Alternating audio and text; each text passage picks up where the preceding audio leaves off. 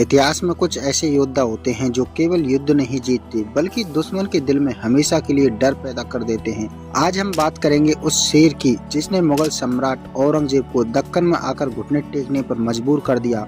नाम छत्रपति संभाजी महाराज। शिवाजी महाराज के पुत्र और मराठा साम्राज्य के दूसरे छत्रपति। छत्रपति संभाजी महाराज का जन्म 14 मई 1657 ईस्वी को पुरंदर किले में हुआ था। माता साईबाई और पिता छत्रपति शिवाजी महाराज। माता का देहांत बचपन में ही हो गया, लेकिन शिवाजी महाराज ने अपने पुत्र को सिर्फ राजा नहीं बल्कि धर्म, शौर्य और स्वाभिमान का प्रतीक बनाया। संभाजी महाराज संस्कृत, मराठी, फारसी और युद्ध नीति में निपुण थे। उन्होंने बुद्ध भूषण जैसे ग्रंथ भी लिखे। इतनी छोटी सी उम्र में इतना ज्ञान होना कोई सामान्य बालक की निशानी नहीं थी। उन्हें पूरे 13 भाषाओं का ज्ञान था। 3 अप्रैल 1680 को शिवाजी महाराज का देहांत हुआ और राजनीतिक षड्यंत्रों के बीच 20 जुलाई 1680 को छत्रपति संभाजी महाराज मराठा साम्राज्य के दूसरे छत्रपति बने और यहीं से मुगल साम्राज्य के पतन की असली शुरुआत हुई थी। संभाजी महाराज की राजगद्दी पर बैठते ही औरंगजेब घबरा गया। 1682 में औरंगजेब खुद 5 लाख की सेना लेकर दक्कन आ गया। संभाजी महाराज ने खुले युद्ध के बजाय गोरिल्ला युद्ध नीति अपनाई। इन युद्धों में उन्होंने अनेक मुगल शिविर लूटे, उनकी रसदों को काट दिया, उनकी सेना को इतना परेशान कर दिया कि वो भयभीत होने लग गयी। औरंगजेब ने पूरे 27 साल दक्कन में बिताए, लेकिन वो मराठों को खत्म नहीं कर पाया। छत्रपति संभाजी महाराज ने अपने शासनकाल में लगभग 120 से भी अधिक युद्ध लड़े थे और उनमें विजय प्राप्त की थी। उनके प्रमुख युद्ध बुरहानपुर पर हमला 1681 ईस्वी में मुगलों का सबसे अमीर शहर छत्रपति शिवाजी महाराज ने बुरहानपुर को पूरी तरह से लूट लिया और उसे जलाकर राख कर दिया। ये छत्रपति शिवाजी महाराज की एक बहुत बड़ी जीत थी। इस जीत से औरंगजेब बौखला गया था। इसके बाद रामसेज किले की रक्षा सिर्फ 600 मराठों ने 6 साल तक मुगल सेना को रोक के रखा था। गोवा में पुर्तगालियों को घुटने टेकने पर मजबूर कर दिया। सिद्दी जौहर से युद्ध समुद्री ताकत को चुनौती दी थी। संभाजी महाराज ने औरंगजेब के कई सेनापतियों को हराया। मुगल सेना को बार बार पीछे हटना पड़ा था।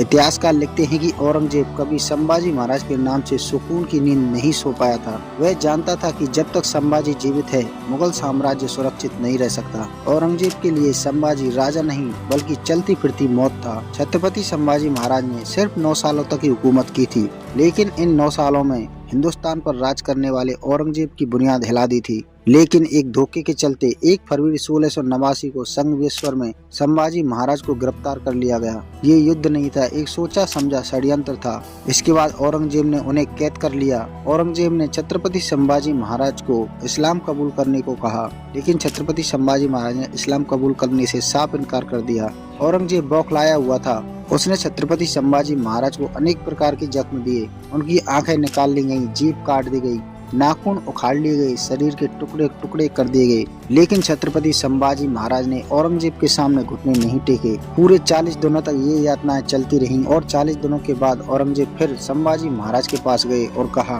कि अब भी मौका है, तुम इस्लाम कबूल कर लो। लेकिन छत्रपति संभाजी महाराज ने साफ कह दिया कि तुम मेरे शरीर को जख्मी कर सकते हो, लेकिन मेरी आत्मा और उद्देश्य को नहीं बदल सकते। लास्ट में आकर औरंगजेब ने छत्रपति संभाजी महाराज से कहा कि संभाजी, तेरे जैसा बेटा अगर एक भी मेरा होता तो आज मैं पूरे हिंदुस्तान पर राज करता। इसके बाद औरंगजेब ने छत्रपति संभाजी महाराज के टुकड़े करवाकर नदी में फेंकवा दिए। छत्रपति संभाजी महाराज का शरीर मिट गया, लेकिन उनका साहस आज भी हर मराठा के खून में बहता है। उनकी शहादत ने मराठा को और भी मजबूत बना दिया। छत्रपति संभाजी महाराज की मौत के बाद मराठाओं ने मुगलों को खत्म करने की ठान ली और एक के बाद एक इतने युद्ध किए कि औरंगजेब उन्हीं युद्धों में सिमट कर रह गया और उसका हिंदुस्तान पर कब्जा करने का सपना भी अधूरा रह गया। मराठाओं ने युद्धों में उसे इतना उलझा दिया कि वो दक्कन से बाहर ही नहीं निकल पाया। औरंगजेब दक्कन में ही मर गया, लेकिन मराठा साम्राज्य अमर हो गया। संभाजी महाराज राजा नहीं थे, वो विचार थे जो कभी मरे नहीं। दोस्तों, अगर आपको वीडियो अच्छा लगा हो तो वीडियो को लाइक करें और चैनल को सब्सक्राइब करें।